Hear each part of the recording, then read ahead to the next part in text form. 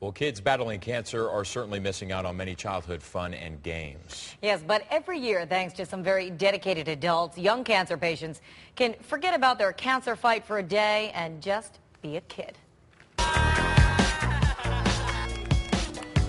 They laugh, they surf, and they take advantage of all that the sun, sand, and sea have to offer.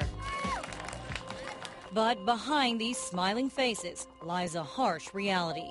These kids have a life and death battle on their hands. They're fighting cancer. Ever since 6th grade, things started going, bad. Like, I couldn't concentrate anymore, and then things got worse and worse. And then in middle school, my eyesight started to fail. Wesley has brain cancer. Although he's in remission, he still struggles on a daily basis to stay well. I have to take a bunch of medication to make sure that everything in my body is working right. And others tell us during their toughest days trying to conquer their cancer, things weren't only rough on them, but took a toll on their siblings as well. It wasn't really a rough day, but my sister used to always tell me that, because she used to always live with my grandma, because we would always go to the hospital, so I was kind of felt bad for my sister because she never saw me home.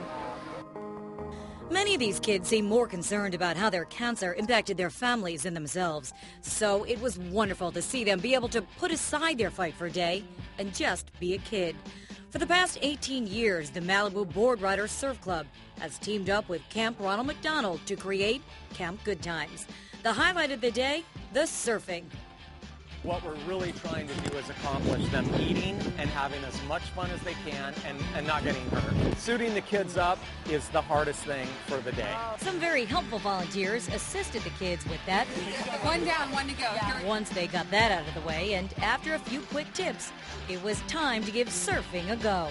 Well, I'm really excited because we're going to surf, and I've never been surfing, so it's going to be kind of cool. Then, one by one, the kids tackled the waves, tandem style. It was great. They even let me have a turn. This is exhausting, just getting this part on. Okay, so I'm not the most graceful tandem surfer, but what can I say? It was my first time on a board. As for the kids who did a lot better on the board than me, by the way, they couldn't be more grateful for their day at the beach and encouraged others to come join them next year. And this is your first time? Yes. You coming back next year? Yes, I am. All right, for the kids who couldn't make it this year, what would you want to tell them about today? You're missing a blast. I would tell them that this is not a place to miss out on. Saying goodbye at the end of a day like today is really emotional for all those involved because you never know which kids are going to make it back next year and which ones won't. I think the toughest part is not knowing whether you're going to see some of them again next year. But at the same time, you know that you had a part in their life and you get an opportunity to see them. Sorry. Founding member Danny Cortazzo gets choked up just thinking about it. He started this event after going through his own life and death struggle when he nearly died in a motorcycle accident. You just can't describe it. When you see a child and you take off on a wave, you'll get the experience. What it feels like to drop in on a wave, you get to ride a wave with them, and to see the smile on their face and just that pure joy. It's awesome.